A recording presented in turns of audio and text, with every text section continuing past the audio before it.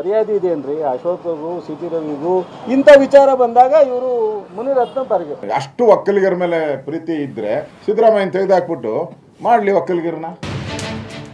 ಜಾತಿ ನಿಂದಿಸಿ ಜೈಲು ಸೇರಿದ ಮುನಿರತ್ನ, ಬಿಜೆಪಿ ಶಾಸಕ ಪರಪ್ಪನ ಅಗ್ರಹಾರಕ್ಕೆ ಶಿಫ್ಟ್. ಅಶೋಕ್ ಚಲುವರಾಯ ಸಮಯ ಮಧ್ಯೆ ಒಕ್ಕಲಿಗ ಕದ.